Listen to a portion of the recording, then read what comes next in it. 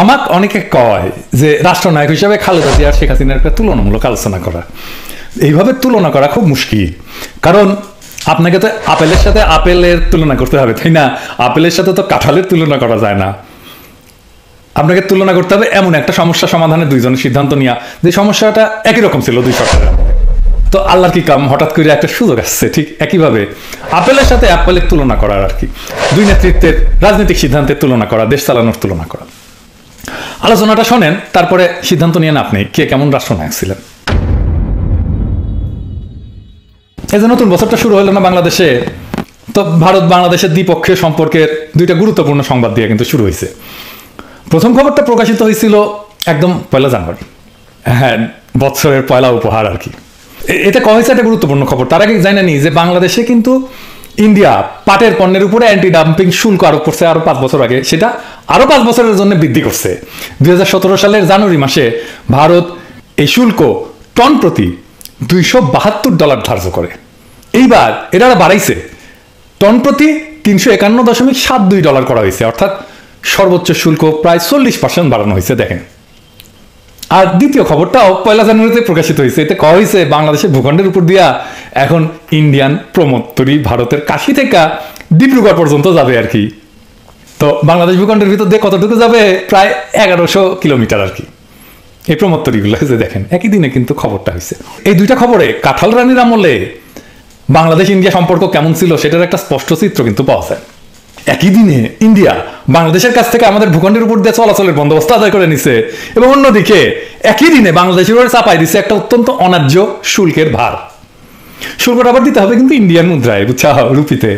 তো মোট কথা, হাসিনার আমলে ইন্ডিয়ার সাথে বাংলাদেশের সম্পর্ক দাঁড়িয়েছে এরকম যে ইন্ডিয়া শুধু নিবে আর কিছুই দিবে না, বুঝছাও। আর বাংলাদেশ শুধু ইন্ডিয়ারে ভালোবেসেই যাবে। আর বাংলাদেশের একটা অথর্ব একটা বাণিজ্য মন্ত্রী আছে না, মোটা, টিপু মুন্সি। ওই টিপু মুন্সি ডিসেম্বরে দিল্লি গেছিল আর কি। ওইখানে দিল্লি থেকে ফিরে এসে কি কইছিল জানেন? কইছিল যে ভারত সরকারকে সে অনুরোধ করে আসছে পাটজাত পণ্যের উপরে যে অ্যান্টি ডাম্পিং শুল্কের মেয়াদ যেন না বাড়ায়। হে বালশুন, এটা কি অনুরোধ করার বিষয় নাকি? অনুরোধ করার জন্য মন্ত্রী হচ্ছে তুমি? গার্মেন্টস করে কাঁচা পয়সা বানিয়েছে লেগেছো, হচ্ছে মন্ত্রিত্ব করতে পারবে একটা দেশের, হচ্ছে মন্ত্রী। কিন্তু হাসিনার আর সব কটা মন্ত্রীর মতো তুমি একটা বালশুন। যাই হোক, ইন্ডিয়া তো মুন্সির এই অনুরোধের কোনো রকম দাম দেয়নি আর উল্টা মুন্সি ফিরে আসার পরপরই এই অ্যান্টি ডাম্পিং শুল্কের মেয়াদ বাড়াই দিয়া এই হাসিনা সরকারকে, কাঁঠাল রানীকে হ্যাপি নিউ ইয়ার জানাইছে। আচ্ছা, অ্যান্টি ডাম্পিং কি? ও তো ভুলে গেছি, আগে কইলে ভালো হতো। আচ্ছা ঠিক আছে, কয়ানি। ইন্টারেস্টিং জিনিস, এই বিষয়টা কি এটা বোঝার জন্য, দেশ চালানোর জন্য, দেশের স্বার্থ রক্ষার জন্য খুবই জরুরি একটা বিষয়। তো বুঝানি, মানে চালচালা হইয়া বুঝে যাবেন আর কি। মানে বিশ্ব বাণিজ্য সংস্থা আছে যে WTO, তারা অ্যান্টি ডাম্পিং বিষয়টাকে এইভাবে ব্যাখ্যা করছে যে একটা কোম্পানি যদি কোনো একটা পণ্য তার দেশের বাজারে যে দামে বেচে আর কি, তার চাইতে কম দামে যদি রপ্তানি বাজারে বিক্রি করে, তাহলে বলা যায় কোম্পানিটা রপ্তানি বাজারে পণ্যটা দাম করছে, বুঝছাও। তো এরকম একটা যদি পরিস্থিতি হয়, তাহলে যে দেশে পণ্যটা গেল আর কি, যে রপ্তানি কইরা, মানে যারা আমদানি করলো, তারা ওই পণ্যের উপরে অ্যান্টি ডাম্পিং ডিউটি বা শুল্ক চাপাইতে পারে। কারণ হচ্ছে যে কোম্পানিগুলো করে কি, বাজার দখল করার জন্য অনেক সময় কোনো দেশে অনেক কম দামে মাল সামাল পাঠায় দেয় আর কি। তো এটা করলে তো যে দেশ আমদানি করবে তারা তো বিপদে পড়ে, কারণ তার এখানে স্থানীয় উৎপাদক আছে। তো ওইখানে তো একটা আনফেয়ার কম্পিটিশন হয়, অন্যায্য একটা কম্পিটিশন, বেইনসাফি হয় ওই দেশের স্থানীয় উৎপাদকের সঙ্গে। সেই জন্য অ্যান্টি ডাম্পিং শুল্ক, মানে দাম করেছে, হ্যাঁ, প্রোডাক্ট, তো সেই জন্য এই অ্যান্টি ডাম্পিং একটা শুল্ক দেয়, যেন প্রোডাক্টের দাম বেড়ে যায়। দাম বেড়ে গেলে তখন এটা প্রতিযোগিতামূলক হবে। বুঝতে সমস্যা হচ্ছে? আচ্ছা, আরো ভালো করে বুঝিয়ে দিই আর কি। ধরেন চীন আমেরিকার কিছু কম্পিউটার পাঠাইলো কম দামে আর কি, রপ্তানি করলো। তো আমেরিকা হিসাব নিকাশ করে চীনকে কইলো যে হাঙ্গের কাছে যে দামে কম্পিউটারটা বিক্রি করছো, তুমি তো নিজের বাজারে তার চাইতে বেশি দামে বিক্রি করো, হাঙ্গেরে কেন তুমি কম দামে বিক্রি করলা? তো তার মানে তুমি এই কম্পিউটারটা আমার দেশে দাম করছো, তাই না? তো এই কারণে তো আমার দেশে যে উৎপাদকরা আছে যারা বানায় কম্পিউটার, তারা তো তোমার সাথে একটা বেইনসাফি প্রতিযোগিতায় লিপ্ত হইলো, তার সাথে তোমার সাথে তো প্রতিযোগিতা পারবে না, তাই না? তো এই অন্যায্য অবস্থার প্রতিকারের জন্য আমরা তোমার উপরে, কম্পিউটারের উপরে আমরা একটা অ্যান্টি ডাম্পিং শুল্ক বসাচ্ছি, যেন তোমার দাম আমার বাজারে আমার স্থানীয় উৎপাদকের দামের সমান হয়, ফেয়ার কম্পিটিশন করো, বুঝছাও। তো তাইলে ইন্ডিয়া যখন বাংলাদেশে পাটজাত পণ্যের উপরে অ্যান্টি ডাম্পিং শুল্ক চাপায় দেয়, তাহলে ইন্ডিয়া কইতে যাচ্ছে ওইসব পণ্য আমরা বাংলাদেশে যে দামে বিক্রি করি তার চেয়ে কম দামে আমরা ইন্ডিয়াতে রপ্তানি করছি, ফলে ইন্ডিয়ান পণ্য প্রতিযোগিতায় মার খাচ্ছে, তাই না? তাই তো বোঝা যায়। তো সব আইনেরই তো অপপ্রয়োগ আছে, তাই না? তেমন এই আন্তর্জাতিক অ্যান্টি ডাম্পিং আইনের অপপ্রয়োগ করে থাকে অনেক দেশ। শুধাই অ্যান্টি ডাম্পিং শুল্ক বসায় দেয় কোনো দেশ আরেক দেশের পণ্যের উপরে, ঢুকতেই দেবে না। নিজের মার্কেটে আমি আর কাউরে ঢুকবার দেবো না আর কি, বুঝাও? তো তাইলে এরকম অন্যায্য আচরণের যদি শিকার হয় কোনো দেশ, কার কাছে বিচার দিবে? এগুলো ব্যবস্থা আছে? এই জায়গায় ব্যবস্থা আছে, সেটা হচ্ছে WTOর কাছে একটা ডিসপিউট সেটেলমেন্টের জন্য বা বিবাদ নিষ্পত্তির জন্য একটা কেস দায়ের করা যায়। তো তাইলে হাসিনা এই ক্ষেত্রে কি করছে পাটের ক্ষেত্রে? তো টিপু মুন্সি যখন ইন্ডিয়ার কাছে বাংলাদেশের পাটের পণ্যের উপরে যে 2017 সালে যে অ্যান্টি ডাম্পিং শুল্ক দিছিল না, সেটা প্রত্যাহারের যখন অনুরোধ জানাইছিল, তার মানে তো ধরে নিতে হবে যে বাংলাদেশ ইন্ডিয়ার এই শুল্কটা চাপানোটা অযৌক্তিক বা বেইনসাফি বলে বিবেচনা করে, ঠিক তো? তাই না? তাছাড়া সে রিকোয়েস্ট করবে কেন? তার মানে ইন্ডিয়াতে যে মূল্যে আমরা এসব পণ্য রপ্তানি করি, বাংলাদেশের তার চাইতে কম দামে আমরা বিক্রি করি না, সোজা হিসাব। বরঞ্চ ইন্ডিয়ায় শুল্ক আরোপ করছে নিজের উৎপাদকদের প্রোটেকশন দেওয়ার জন্য, তাই না? তাহলে হাসিনা সরকারের কি করা উচিত ছিল? WTOতে একটা কেস করে দেওয়া উচিত ছিল, তাই না? দেখে আসলাম তো আমরা আগে দেখে আসলাম, তাই না? তো 2017 সাল থেকে তো 5টা বছর পার হয়ে গেছে। হ্যাঁ, এই দীর্ঘ সময়ে ইন্ডিয়ার যে অন্যায্য শুল্কের কারণে বাংলাদেশের পাটজাত পণ্যের যারা তৈরি করে তারা যে ক্ষতিগ্রস্ত হয়েছে, এইটা কে দেখবে? হাসিনা তো দেখা উচিত। কিভাবে দেখছে? সে তো কেস করে নাই। সে করতেছে কি, ইন্ডিয়ার কাছে অনুরোধ করতেছে, উপরোধ করছে, ভাই এটা ছেড়ে দেন। ইন্ডিয়ার পাশে এটা সেটা যারা ক্ষমতা আসছে এবং ইন্ডিয়া সরাসরি হস্তক্ষেপে যারা ক্ষমতা কুক্ষিগত করে রাখে, সেই রকম একটা দেশবিরোধী সরকারের কাছে আমরা এর চাইতে আর বেশি কিছু আশা করতে পারি কি? এইগুলোর জন্য দরকার জনগণের সত্যিকারের নির্বাচিত একটা গণতান্ত্রিক দেশপ্রেমিক সরকার। এক দেশপ্রেমিক সরকার থাকলে এটা বিষয়টাকে কিভাবে ডিল করতো, এটা আমরা দেখি। আমরা এরকম একটা প্রবলেমের মধ্যে পড়ছিলাম, একই ধরনের। খালেদা জিয়া ইন্ডিয়ার সাথে কিভাবে তিনি ডিল করছিলেন সেই প্রবলেমটা, সেটা দেখি। তাহলে আমরা দেখবো যে বিকল্প নাই কাঁঠাল রানী আর খালেদা জিয়ার তফাৎটা কি। এখন যারা তরুণ আছেন বা চ্যাংড়া আছেন, তারা কিন্তু এটা বোধহয় জানেন না যে খালেদা জিয়ার ওই সময় ইন্ডিয়াতে ওই সময় কিন্তু প্রচুর ব্যাটারি যেত বাংলাদেশের, রহিমা আফরোজ। তো ইন্ডিয়া বাংলাদেশে তৈরি ব্যাটারির উপরে সেই সময় অ্যান্টি ডাম্পিং শুল্ক আরোপ করছিল। তো খালেদা জিয়া কেস করে দিছিল এবং ইন্ডিয়া খালেদা জিয়ার উপরে প্রচুর বিলা হয়েছিল। হ্যাঁ, বিএনপির উপরে যে ইন্ডিয়া বিলা, তার অন্যতম একটা প্রধান কারণ কিন্তু অনেকগুলোর মধ্যে এটা একটা। তো এইটার মূল্য কিন্তু খালেদা জিয়া এখনো দিচ্ছেন, তার পরিবার দিচ্ছে, তার দল দিচ্ছে। তাই এই ঘটনাটা আমাদের বিশদভাবে জানা দরকার, তাই না? আসেন আমরা একটু দেখি। বাংলাদেশ থেকে ইন্ডিয়াতে ওই সময় 98-99 থেকে 2000-2001 সালের মধ্যে যে ব্যাটারি রপ্তানি, এটা প্রায় 2.5 গুণ বৃদ্ধি পেয়ে $1.3 মিলিয়ন উন্নীত হয়। অনেক বাড়ছে, কিন্তু ওই অর্থে ভারতে বাংলাদেশের যে মোট রপ্তানি, সেইটার 1000 ভাগের 2 ভাগও না। কিন্তু এটা বাংলাদেশের এই সামান্য রপ্তানির উপরে ভারত 2001 সালে অ্যান্টি ডাম্পিং শুল্ক আরোপ করে। তো 2001 থেকে 2002 সালে বাংলাদেশ থেকে ইন্ডিয়াতে ব্যাটারি রপ্তানি সম্পূর্ণভাবে বন্ধ হয়ে যায়। তো এই সিদ্ধান্ত কে নিয়েছিল? ইন্ডিয়ায় শুল্ক আরোপের সিদ্ধান্ত নেয় ওই দেশের, মানে ইন্ডিয়ার অ্যান্টি ডাম্পিং মহাপরিচালকের দপ্তর, director general of anti dumping, মানে DGADর সুপারিশ অনুসারে। DGAD এটা কেন করছিল? কারণ ইন্ডিয়ার 2টা ব্যাটারি কোম্পানি অভিযোগ জমা দিছিল।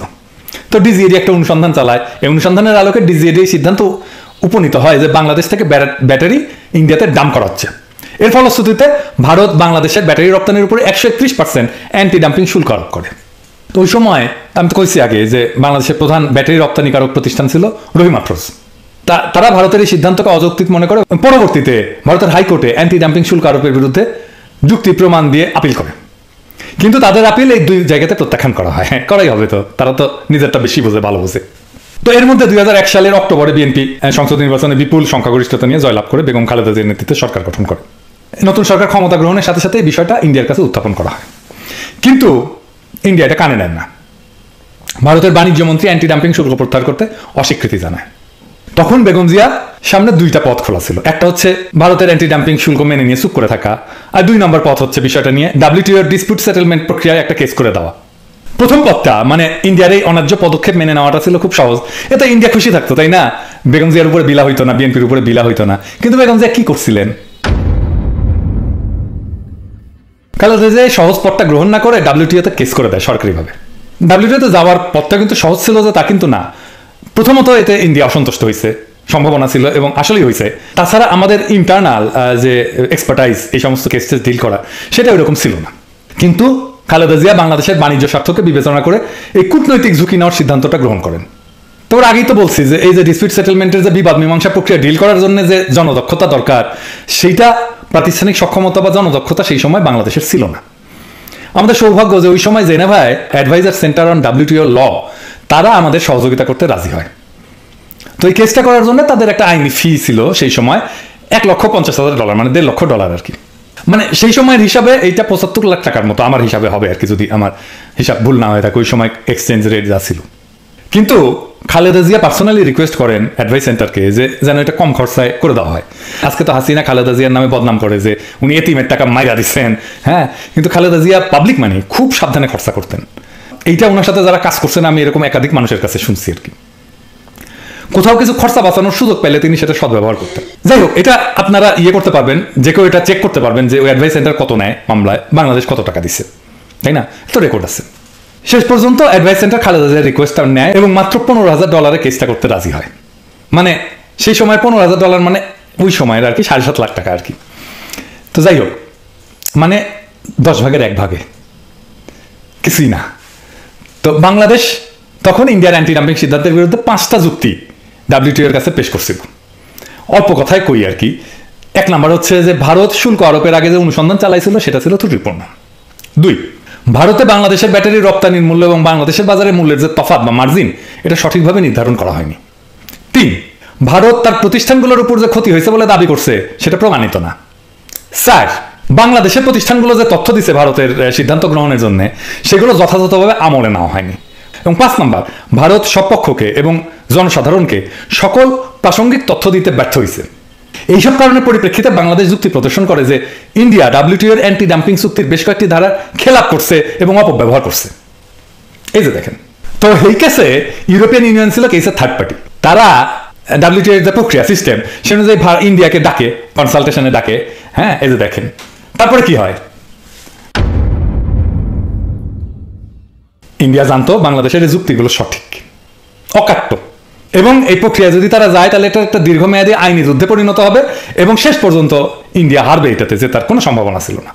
আন্তর্জাতিকভাবে হেও হবে ইন্ডিয়া। তো তখন ইন্ডিয়া গুটি সুটি মেরে আইসা কি করে জানেন, তারা তখন বাংলাদেশকে জানায় যে তারা অ্যান্টি ডাম্পিং শুল্ক তুলে নিতে রাজি আছে। কি মজা! তো সে কারণে তারা বাংলাদেশকে বলে যে WTO এর যে প্রক্রিয়াটা শুরু করছো না, ওইটা বন্ধ করো। তো এটা কিন্তু ছিল চালাকি। হ্যাঁ, এটা কিন্তু এরকম চালাকি করে। মানে বাংলাদেশ যদি WTO এর প্রক্রিয়া বন্ধ করতো তাহলে ইন্ডিয়ার জিন্দিগিতে আর শুল্ক তুলতো না। হ্যাঁ, ওই যে দামাল সিনেমার পরিচালক আছে না, ওই যে রায়হান রাফি, আমার ফোন করে কইছিল যে আমি ওই যে আমার সিনেমায় যে রাজাকারের কণ্ঠে নারায় তকবীর দিচ্ছি ওইটা কিন্তু বদলাই দেবো, আপনি একটু আপনার স্ট্যাটাসটা ডিলিট করে দেন। একদম ইন্ডিয়ান স্টাইল আর কি। আমি ডিলিট করে দিচ্ছি এবং তারপরে সে আর বদলায় নাই। খুব চমৎকার হিসাব আর কি, বুঝছাও? তো তার উত্তরে খালেদা জিয়া ইন্ডিয়াকে জানাইছিল কি জানেন, আমার ওইটা ফলো করা উচিত ছিল। উনি বলছিলেন যে ইন্ডিয়া যদি সরকারিভাবে অ্যান্টি ডাম্পিং শুল্ক তুলে নেওয়ার ঘোষণা দেয় তবেই কেবল বাংলাদেশ WTO এর আইনি প্রক্রিয়া সমাপ্তি টানবে এবং ইন্ডিয়াকে বাংলাদেশের অবস্থান মেনে নিতে বাধ্য হইতে হয়। 2005 সালের 4 জানুয়ারি ভারত কাস্টম নোটিফিকেশন 1/2005 জারি করে এই অ্যান্টি ডাম্পিং শুল্ক চূড়ান্তভাবে বাতিল করে। এরপরে বাংলাদেশ এবং ভারত উভয় পক্ষই WTO কে জানায় যে তারা একটা সমাধানে উপনীত হয়েছে, তারা নেগোসিয়েট করে ফেলছে। এর ফলশ্রুতিতে 2006 সালের 20 ফেব্রুয়ারি WTO এর এই আইনি প্রক্রিয়া টার্মিনেট করা হয়। বাংলাদেশের অর্থনৈতিক এবং বাণিজ্যিক স্বার্থ অক্ষুণ্ণ রাখতে বেগম জিয়ার সরকার আন্তর্জাতিকভাবে যে পদক্ষেপটা নিয়েছিলেন তার জন্য প্রয়োজন ছিল কি? প্রয়োজন ছিল সাহস, অসীম সাহস, প্রচন্ড দৃঢ়তা এবং অকৃত্রিম দেশপ্রেম। এই কঠিন পরীক্ষায় তারা অত্যন্ত কৃতিত্বের সাথে, সাফল্যের সাথে মাথা উঁচু করে উত্তীর্ণ হয়েছিলেন এবং আমাদের কূটনৈতিক এবং অর্থনৈতিক ইতিহাসে এই অর্জন সবসময় স্বর্ণাক্ষরে লেখা থাকবে। আর অন্যদিকে কি করছে দেখেন হাসিনা, 5 বছরের বেশি সময় ধরে ইন্ডিয়া বাংলাদেশের পাটজাত পণ্যের উপরে অন্যায়ভাবে অ্যান্টি ডাম্পিং শুল্ক দিয়ে রাখছে এবং তার মেয়াদ এই মাসে বাড়াইছে আরো 5 বছর। ইন্ডিয়ার পাচাটা গোলাম এই নত জানু কাঁঠাল রানী হাসিনা ভারত সরকারকে মৃদু অনুরোধ করা ছাড়া আর কোনো কিছুই করে নাই, কোন নাকি বিকল্প নাই। তো আজ যখন ইন্ডিয়ার প্রমোত্তরীগুলা বাংলাদেশের বুকের উপর দিয়া এদেশের 1100 কিলোমিটার দীর্ঘ নদীপথ ব্যয় চলবে, আর আমাদের দরিদ্র পাট চাষী ভাইরা, পাট কলের শ্রমিকেরা অসহায় দৃষ্টিতে তাকায় তাকায় দেখবেন, আফসোস করবেন এবং আক্ষেপ করবেন এবং হাহাকার করবেন, এইটার জবাব কি হাসিনা দেবে? তাই আজকা আমাদের কৃষক আর শ্রমিকদের জানা দরকার ওই প্রমোত্তরীর আনন্দে লুকায় আছে তাদেরই বঞ্চনার শব্দ। পাট চাষ কইরা যে পাপ করছিল তারা, সেই বঞ্চনার তেলেই এই লঞ্চগুলা প্রমোত্তরীগুলা চলে, তাদেরই ভাগ্য তাদেরই শ্রম যা হাসিনা সরকার শুধু ক্ষমতায় থাকার বাসনায় ভারতকে উপঢৌকন দিছে। কারণ আপনি, আমি, বাংলাদেশের কৃষক, বাংলাদেশের শ্রমিক, বাংলাদেশের জনগণ তো হাসিনার কাছে কিছু না। আমরা তো তাদের প্রজা, আমরা তার টাকা কামানোর মেশিন। আমরা পরিশ্রম করব আর হাসিনা সেটা খাবে, বিলাবে, আর পালানোর সময় বাইন্দা নিয়ে যাবে। বেগম জিয়া আর ফ্যাসিস্ট কাঁঠাল রানীর মধ্যে কি তফাৎ জানতে চাইছিলেন না অনেকে?